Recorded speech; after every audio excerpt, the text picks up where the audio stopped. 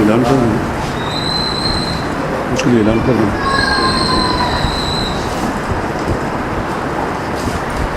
السلام علیکم ورحمۃ اللہ وبرکاتہ۔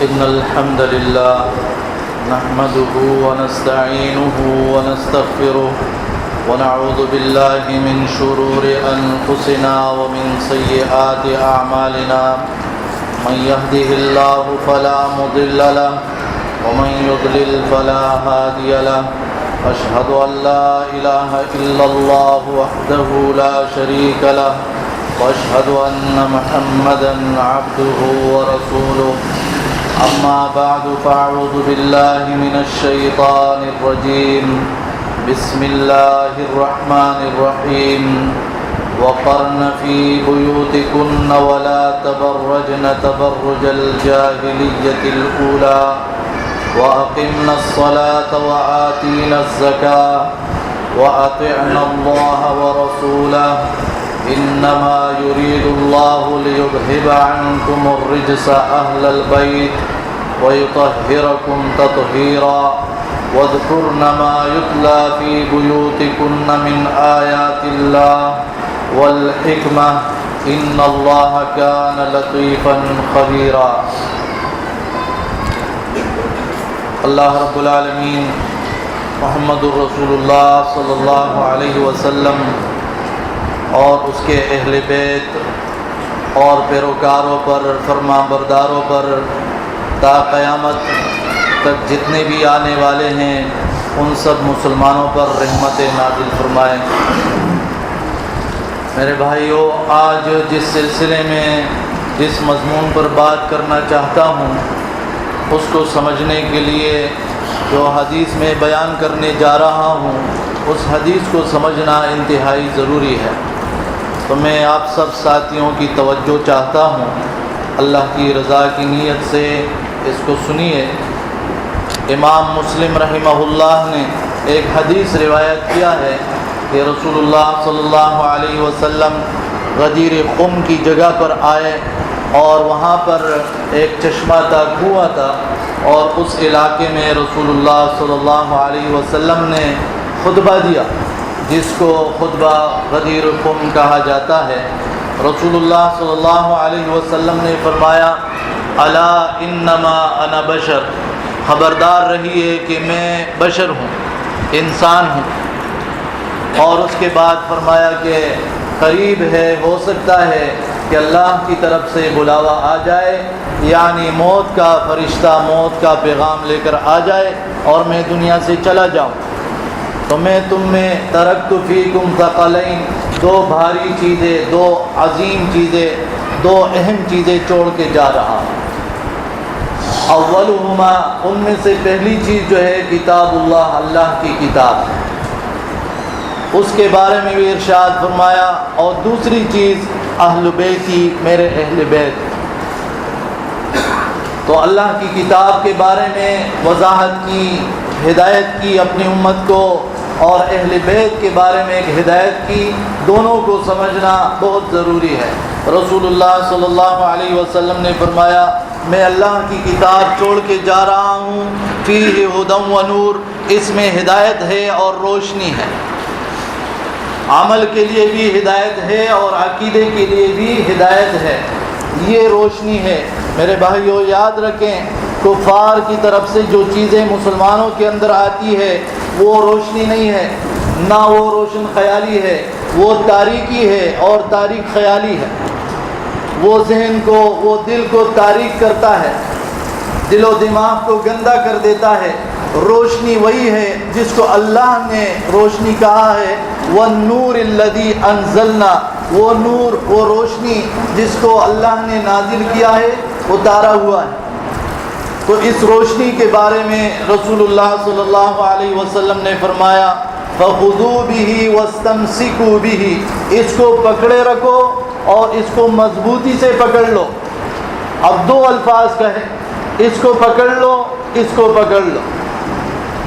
ان الفاظ کا مطلب یہ ہے ساری دنیا تمہیں اس کتاب سے دور کرنا چاہے، دنیا کو چھوڑ دو، اس کتاب کو نہ چھوڑو۔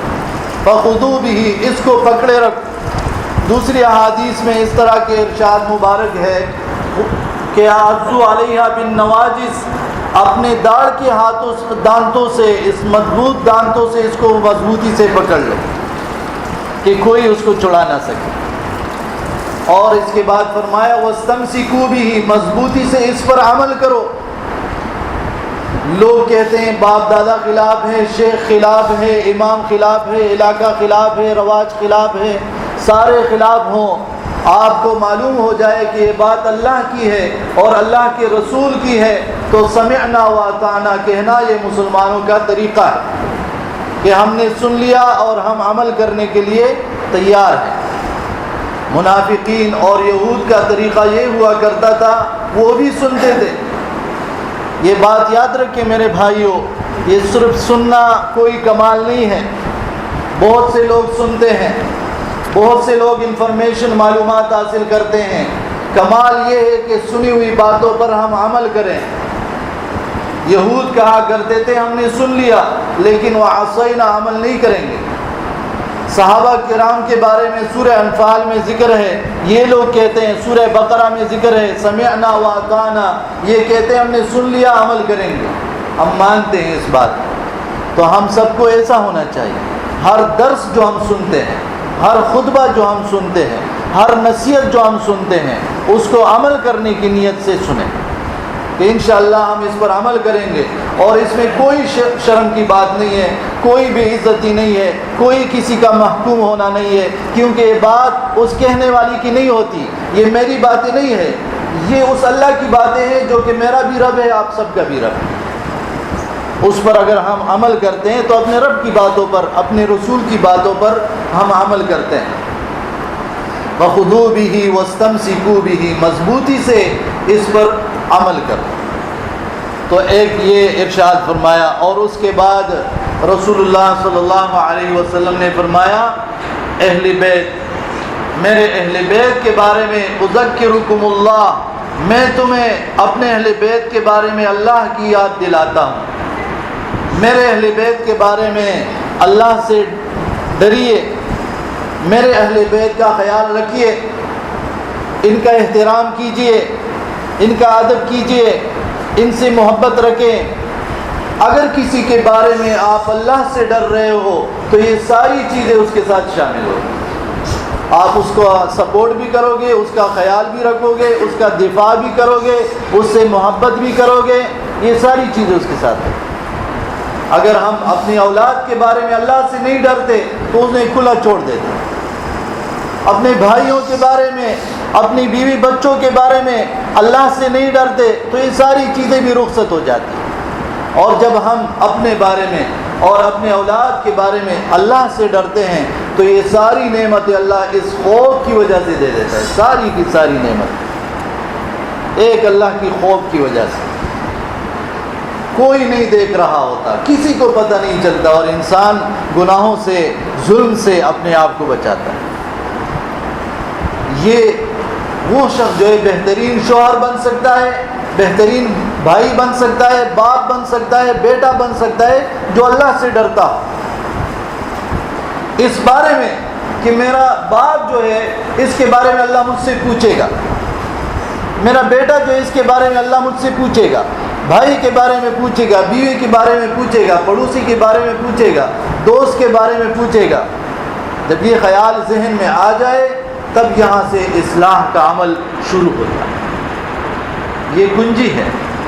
اور اللہ کے نبی صلی اللہ علیہ وسلم نے فرمایا کچھ لوگ خیر کی چابیاں ہوتی ہے اور تالے بن جاتے ہیں شر کے لیے، مطلب ان کے ہاتھوں، ان کی زبان سے، ان کے جسم سے، ان کے مال سے خیر ہی کا کام ہوتا رہتا ہے، اور شر جو ہے ان کے قریب نہیں آتا، نہ شر ان سے پھیلتا ہے لوگوں کی طرف۔ اور کچھ لوگ وہ شر کے لیے چابیاں بن جاتے ہیں، شر پھیلتا رہتا ہے، اور خیر کے لیے تالے بن جاتے ہیں، خیر کو روکتے رہتے ہیں، نمازوں سے بھی منع کرتے ہیں، قرآن اور حدیث سے بھی منع کرتے ہیں، انفاق فی سبیل اللہ سے بھی منع کرتے ہیں۔ قرآن میں ذکر الذین یبخلون ویأمرون الناس بالبخل، کچھ لوگ ہیں جو خود بھی بخل کرتے ہیں، اور جب دوسرے لوگ انفاق کرتے ہیں تو ان سے بھی کہتے ہیں بخل کرو، نہ دو۔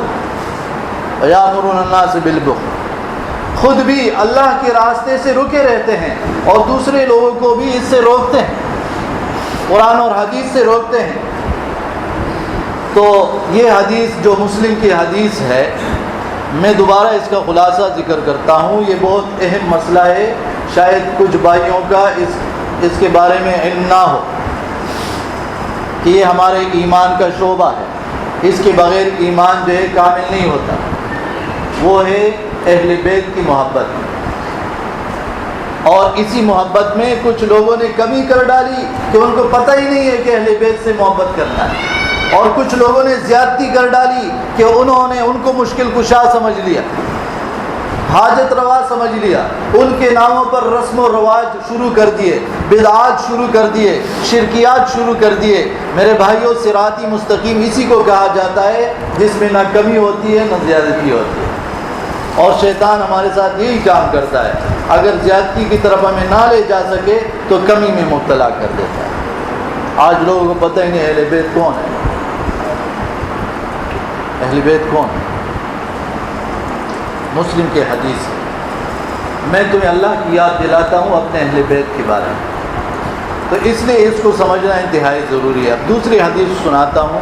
اہل بیت جو ہے اللہ کے نبی صلی اللہ علیہ وسلم کی اولاد، اللہ کے نبی کے کوئی نرینہ اولاد جو ہے وہ اس عمر تک نہیں پہنچی تھی کہ جوان ہو جائے پھر ان کی نسل چلے، بچپن میں ہی فوت ہوئی۔ جیسے ایک مرتبہ ابراہیم جو اللہ کے نبی صلی اللہ علیہ وسلم کے بیٹے تھے، 17 مہینے کی عمر میں فوت ہو گئے۔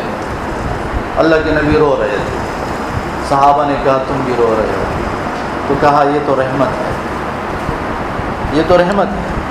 مطلب وہ رونا وہ منع کیا گیا ہے جس میں لوگ چیختے ہیں، بالوں کو نوچتے ہیں، گریبان پاڑتے ہیں، اپنے رخسار پیٹتے ہیں، جس کے بارے میں رسول اللہ صلی اللہ علیہ وسلم کی حدیث ابو موسیٰ اشعری رضی اللہ عنہ فوت ہو رہے تھے، تو گھر والے سمجھے کہ یہ فوت ہو گیا، ابھی اس میں جان باقی تھی، تو یہ ہوش میں آئے اور گھر والوں عورتوں کو سمجھایا کہ اللہ کے نبی نے فرمایا تھا کہ میں ہر اس عورت سے بری ہوں، بیزار ہوں، میرا بائیکاٹ ہے اس عورت سے جو بال نوچتی ہے، جو رخسار پیٹتی ہے اور جو چیختی چلاتی ہے غم کے۔ اور اسی بخاری مسلم کی حدیث ہے، لیس منا من ضرب الخدود وشق الجیوب، وہ شخص ہم میں سے نہیں ہے جو اپنے رخسار پیٹتا ہے، گریبان چاک کرتا ہے اور جاہلیت کے پکارتا ہے مصیبت کے۔ تو میرے بھائیو، یہ صحابی اللہ کے نبی صلی اللہ علیہ وسلم کی جو اولاد ہیں، ان میں سے جو ان کی بیٹیاں تھیں ام کلثوم، رقیہ، زینب، فاطمہ، یہ 4 بیٹے، چاروں کے چاروں اہل بیت، ان کی اولاد جو ہے وہ اہل بیت۔ اللہ کے نبی صلی اللہ علیہ وسلم کی بیویاں وہ اہل بیت، اور وہ ہماری مائیں ہیں۔ النبی اولا بالمؤمنین من انفسہم وازواجہ امہاتہم، نبی کا حق جو ہے مسلمانوں کے اوپر اپنے آپ سے زیادہ ہے۔ ہمارے اوپر اپنا حق اتنا نہیں ہے جتنا کہ نبی کا ہمارے اوپر ہے۔ اپنے آپ کو قربان کر ڈالو نبی کی خاطر، اپنے خواہشات قربان کر ڈالو نبی کی خاطر،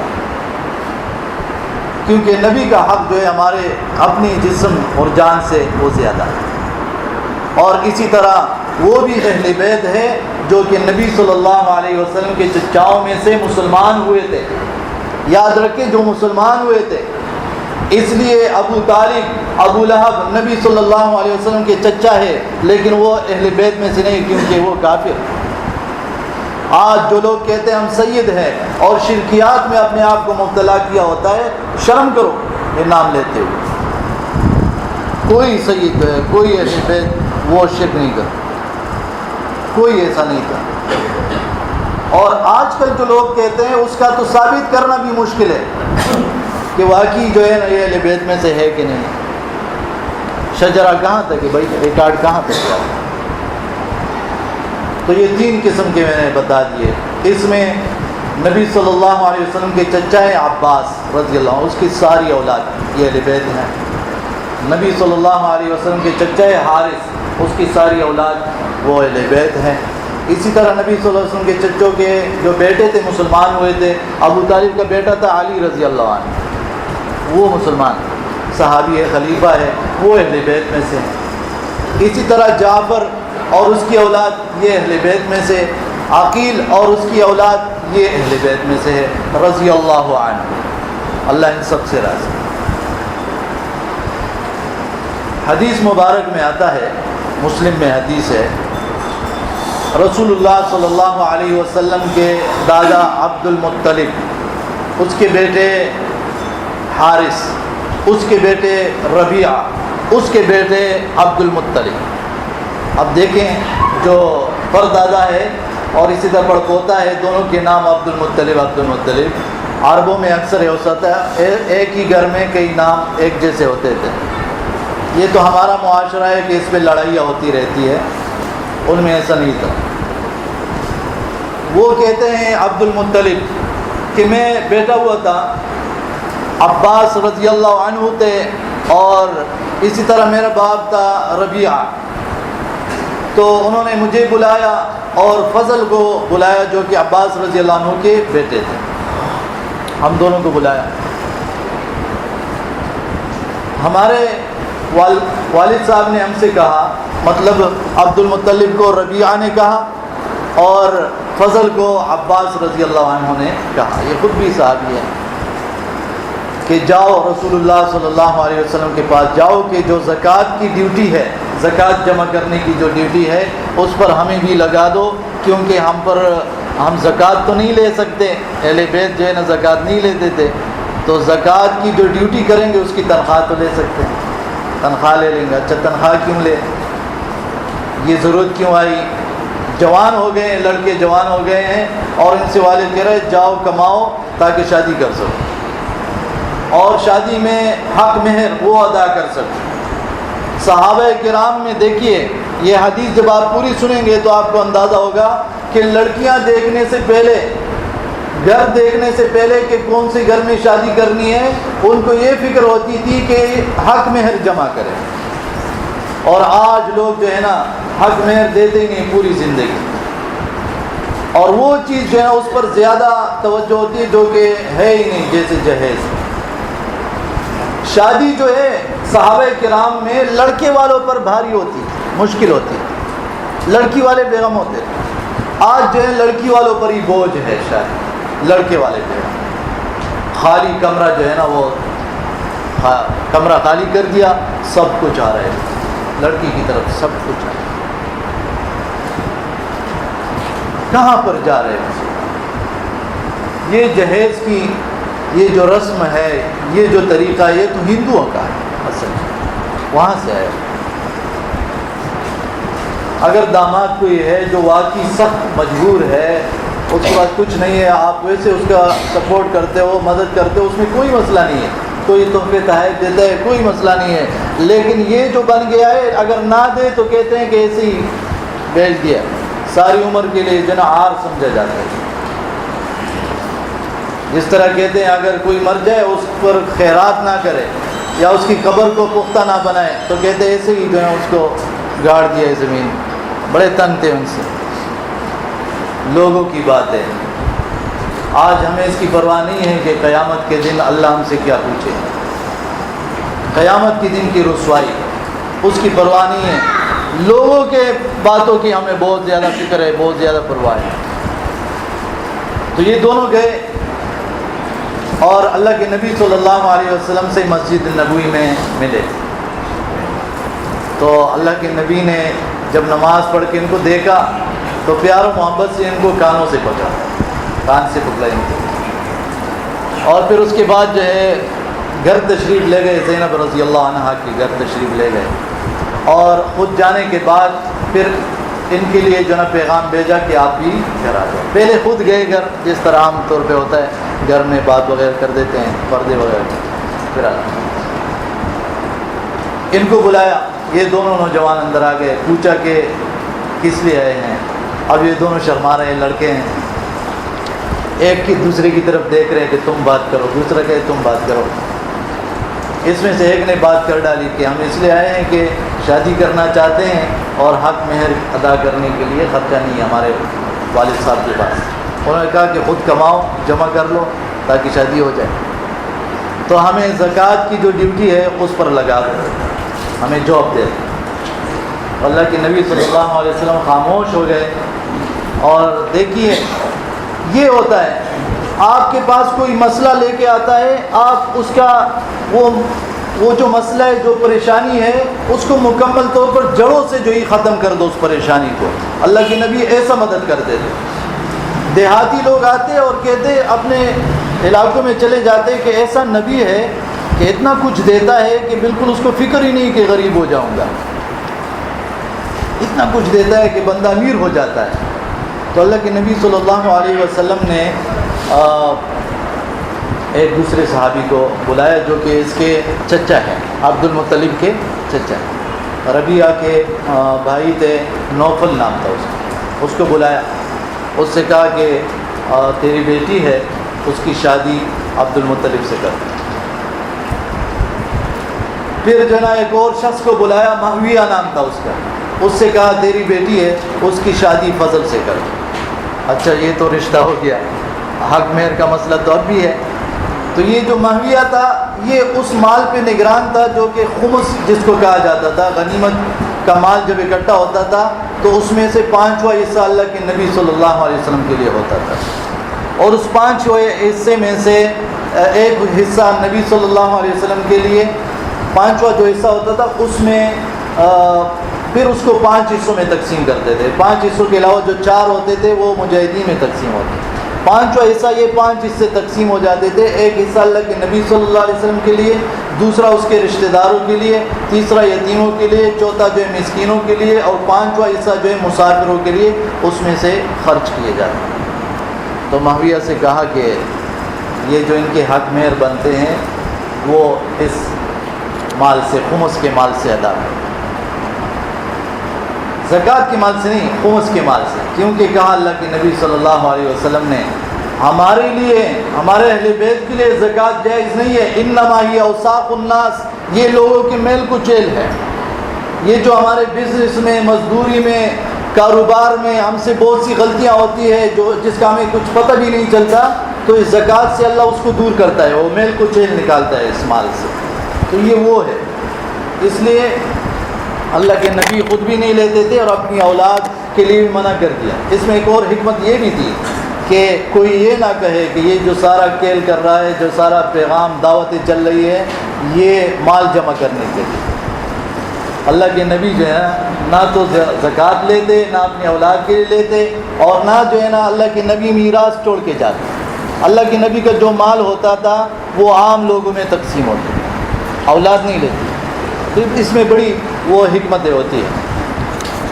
بہرحال اس طرح کی رسول اللہ صلی اللہ علیہ وسلم نے ان صحابہ کی مدد کی۔ مصنف ابن ابی شیبہ میں روایت ہے، عائشہ رضی اللہ عنہا کو کسی نے زکوٰۃ بھیجا تو انہوں نے کہا کہ ہم زکوٰۃ نہیں لیتے کیونکہ ہم آل محمد ہیں صلی اللہ علیہ وسلم۔ آپ اندازہ لگائیے۔ اسی طرح قرآن میں وقت مختصر ہے، شاید یہ بات تفصیلی نہیں ہو سکی۔ قرآن میں یہ ثابت ہے کہ ابراہیم علیہ السلام کے پاس جب فرشتے آئے ان سے کہا اللہ تجھے بیٹا دے گا، اور وہ ابراہیم علیہ السلام کی بیوی سمجھ رہی تھی کہ یہ مہمان ہے تو پردہ کیے ہوئی تھی، جب پتہ چلا کہ فرشتے ہیں تو سامنے آ گئے، فرشتوں سے کیا پردہ، اور حیران ہو گئی کہ اس بڑھاپے میں اولاد ملے گی ہمیں۔ تو فرشتوں نے ان سے کہا رحمت اللہ و برکاتہ علیکم اہل البیت، اے اہل بیت تم پر اللہ کی رحمتیں اور برکتیں۔ اسی طرح قرآن میں سورہ احزاب میں ہے، نبی صلی اللہ علیہ وسلم کی بیویاں اس قدر عظیم ہے کہ اللہ رب العالمین نے ان کو ڈائریکٹ خطاب کیا، یا نساء النبی، اے نبی کی بیویوں، اے نبی کی بیویوں، اور ان سے کہا انما یرید اللہ لیذھب عنکم الرجس اہل البیت، اللہ چاہتا ہے کہ تم سے گندگی دور کر دے اے اہل بیت، ویطہرکم تطہیرا، اور تمہیں پاک صاف کر دے۔ ترمذی میں حدیث ہے، نبی صلی اللہ علیہ وسلم اپنی بیٹی کے گھر آئے، روزانہ جو اللہ کے نبی صلی اللہ علیہ وسلم آتے تھے۔ کچھ لوگ کہتے ہیں زیادہ جانے سے محبت کم ہوتی ہے، کس نے کہا زیادہ جانے سے محبت کم ہوتی ہے؟ دل صاف رکھو، صحیح رکھو۔ اللہ کے نبی گئے، بیٹھ گئے، چادر تھی ان کے ساتھ، اتنے میں حسن رضی اللہ عنہ آ گئے، اس کو چادر میں اپنے ساتھ ملا دی، چادر اس پہ ڈالی۔ حسین رضی اللہ عنہ آ گئے، اس کو بھی ڈالا۔ فاطمہ رضی اللہ عنہ بیٹی، اس کو بھی چادر میں۔ پھر علی رضی اللہ عنہ آ گئے، اس کو بھی چادر میں اپنے ساتھ ایک ہی جگہ، اور کہا کہ اے اللہ یہ اہل بیت ہے اور ان سے گندگی دور فرما دیں، گندگی سے دور رکھیں۔ تو مطلب یہ ہے کہ اللہ کے نبی صلی اللہ علیہ وسلم نے وضاحت کر دی کہ صرف میری بیویہ جو ہے وہ اہل بیت نہیں ہے، بلکہ میری اولاد کی جو نسل ہے یہ بھی اہل بیت ہے۔ تو حسن رضی اللہ عنہ سے محبت، حسین رضی اللہ عنہ سے محبت، علی رضی اللہ عنہ سے محبت، اپنی ماؤں ام المومنین جو نبی صلی اللہ علیہ وسلم کی بیویاں ہیں ان سے محبت، یہ ایمان کا جو ہے وہ شعبہ ہے۔ نبی صلی اللہ علیہ وسلم نے فرمایا مومن شخص جو ہے وہ علی رضی اللہ عنہ سے محبت کرتا ہے اور منافق اس سے بغض رکھتا ہے۔ تو یہ چیزیں انتہائی ضروری ہے۔ اور اسی طرح اپنی جو امہات المومنین ہے، دیکھیں اگر کوئی شخص فوت ہو جائے تو اس کے 4 مہینے 10 دن بعد وہ خاتون جو ہے، اس کی جو بیوی ہے بیوہ، کسی اور جگہ شادی کر سکتی ہے۔ لیکن اللہ کے نبی کی بیویوں کے بارے میں قرآن میں صاف ذکر ہے، وہ ہمیشہ کسی بھی وقت میں شادی نہیں کر سکتی، کوئی بھی ان سے شادی نہیں کر سکتی، کیونکہ ام المومنین ہے، امہات المومنین ہے۔ تو اللہ رب العالمین ہمارے دلوں میں صحابہ کی محبت پیدا کر دے، اور اسی محبت کی وجہ سے رب العالمین ہمیں ان کا ساتھ نصیب کرے جنت الفردوس میں۔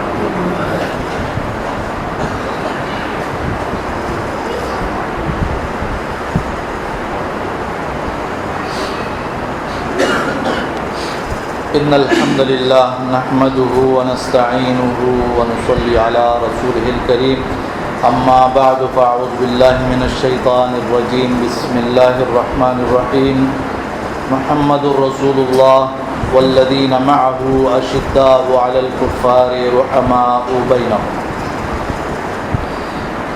میرے بھائیو، قرآن میں ذکر ہے کہ نبی صلی اللہ علیہ وسلم کے ساتھ جو صحابہ تھے وہ آپس میں بڑے رحم دل تھے اور کافروں کے لیے بہت زیادہ سخت۔ اذلۃ علی المؤمنین اعزۃ علی الکافرین۔ تو اس لیے یہ جو مختلف علماء، اسکالرز یا جو مختلف کتابیں ہوتی ہے اور اس میں صحابہ کے خلاف باتیں لکھی ہوتی ہے، تو اس سے اپنے آپ کو بچانا چاہیے۔ ایسا نہ ہو کہ لوگوں کا ایمان ضائع ہو جائے اور ان کو پتہ ہی نہ چلے۔ اللہ کے نبی صلی اللہ علیہ وسلم نے فرمایا لا تسبوا اصحابی، میرے صحابہ کو برا نہ کہو، ان کو گالیاں نہ دو۔ اگر انہوں نے ایک مد برابر یعنی تقریباً 625 گرام کے برابر کوئی چیز خرچ کی ہے اللہ کے راستے میں، اور تم لوگ جو نا احد پہاڑ کے برابر کوئی چیز صدقہ کرو، تو اس کے ثواب تک، ان کے ثواب تک نہیں پہنچ سکتے۔ یہ ایسے لوگ ہیں۔ عبداللہ ابن مبارک رحمہ اللہ فرماتے ہیں کہ معاویہ رضی اللہ عنہ نے اللہ کے رسول صلی اللہ علیہ وسلم کے ساتھ کافروں کے خلاف جو جہاد کیا تھا، اور اس جہاد کے دوران ان کے گھوڑوں کے نتنوں میں جو گرد و غبار گیا، تو وہ گرد و غبار عمر ابن عبدالعزیز سے بہتر ہے، جو کہ ایک تابعی بات ہے۔ مطلب صحابہ کو اللہ نے جو شان دیا ہوا ہے، تو کوئی شخص جو ہے نا صحابہ کے مقام تک نہیں پہنچ سکتا۔ تو یہ بڑے عظیم لوگ تھے، امت کے پہلے گواہ ہیں، وہ عظیم انسان جو نمبر 1 انسان ہے محمد رسول اللہ صلی اللہ علیہ وسلم، ان کے ساتھی تھے، ان کے دوست تھے، اللہ رب العالمین نے ان کو منتخب کیا تھا، تو ان کے نام پر یہ جو سارے بکواسات کیے جاتے ہیں تو اس سے اپنے آپ کو بچانا چاہیے۔ بڑے کبیرہ گناہ ہے کسی بھی صحابی کے بارے میں دل میں ذرا بھی بغض رکھنا، نفرت رکھنا، کینہ رکھنا، یہ دلوں کو بگاڑ دیتا ہے۔ تو اپنے آپ کو بھی بچائیے اور اپنے اولاد کو بھی کہ ایسی کتابیں نہ پڑھے، ایسے لیکچرز نہ سنا کرے جو صحابہ کے خلاف جو ہے نا لگے ہوتے ہیں، ان کو بچائیے، کیونکہ یہ دین ہمیں پہنچا ہے صحابہ سے۔ اگر ان سے ہی ہم بدزن ہو گئے تو پھر دین سے بھی بدزنی شروع ہو جائے گی۔ ہر ایک جو ہے نا اپنی منمانی کرے گا، ہر ایک اپنے خواہشات کو دین کا نام دے گا۔ تو اللہ رب العالمین ہمارے دلوں کے اندر صحیح معنی میں صحابہ کرام کی محبت پیدا کر دے، اور اللہ رب العالمین مجھے اور آپ سب کو قرآن و حدیث سیکھنے اور اس پر عمل کرنے کی توفیق عطا فرمائے۔ جتنے مسلمان بھائی پریشان ہیں اللہ ان کی پریشانیاں دور فرما دے، جتنے بیمار ہیں اللہ رب العالمین ان کی بیماریاں دور فرما دے۔ اور جس طرح میں نے آپ سے کہا کہ یہ زکوٰۃ جو ہے یہ میل کچیل ہے لوگوں کے مالوں کا، تو وہ بھائی جو برسوں سے زکوٰۃ لے رہے ہیں، تو اے اللہ تو بڑا احکم الحاکمین ہے، قادر ہے، قدرت والا ہے، ایسے مسلمان بھائیوں کو توفیق دے کہ وہ اتنے مالدار بن جائے کہ زکوٰۃ لینے کے بجائے دینے والے بن جائے، اور جو دے رہے ہیں اللہ ان کو اپنے فضل سے مزید عطا فرما کہ تیرے دین کی اور تیرے بندوں کی خدمت کر سکے۔ اقول قولی ھذا استغفر اللہ لی ولکم۔